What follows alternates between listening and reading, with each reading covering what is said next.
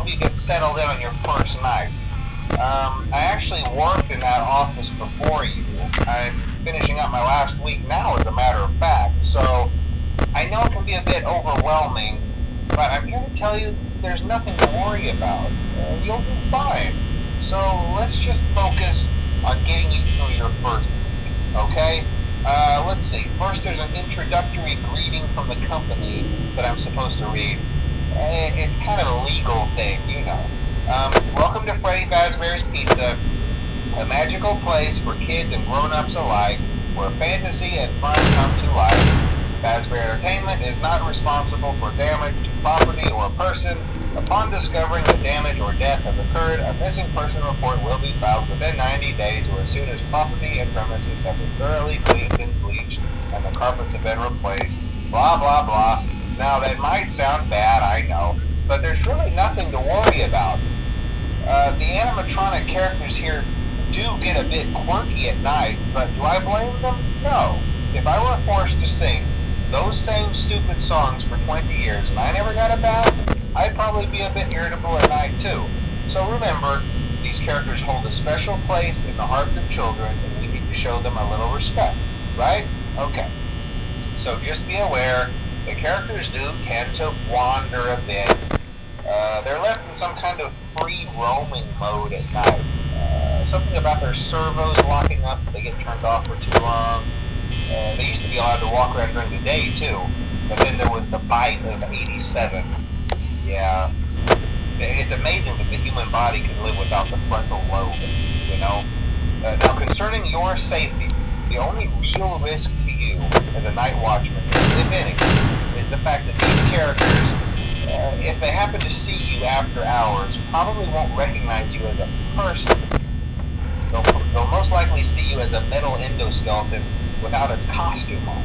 Now, since that's against the rules here at Freddy Fazbear's Pizza, they'll probably try to forcefully stuff you inside a Freddy Fazbear suit.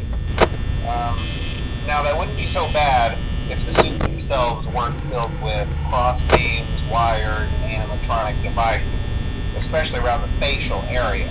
So you can imagine how having your head forcibly pressed inside one of those could cause a bit of discomfort and death. The only parts of you that would likely see the light of day again would be your eyeballs and teeth that pop up in front of the mask.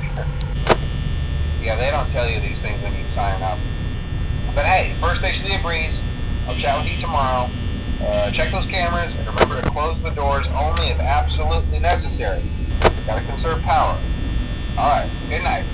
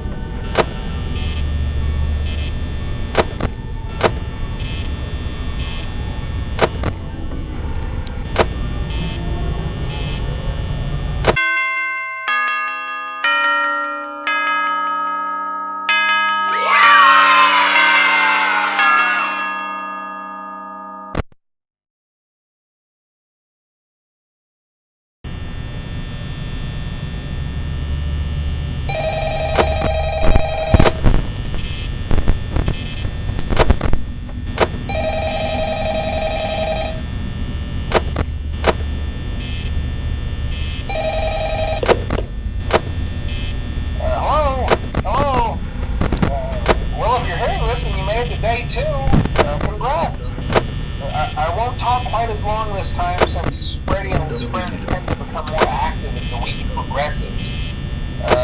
It might be a good idea to peek at those cameras while I talk, just to make sure everyone's in their proper place, you know.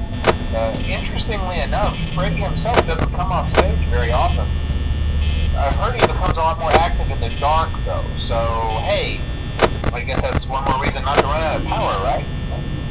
I also want to emphasize the importance of using your door lights. There are blind spots in your camera views, and those blind spots happen to be right outside your doors.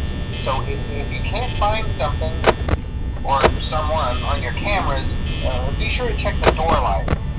You might only have a few seconds to react. Not that you would be in any danger, of course.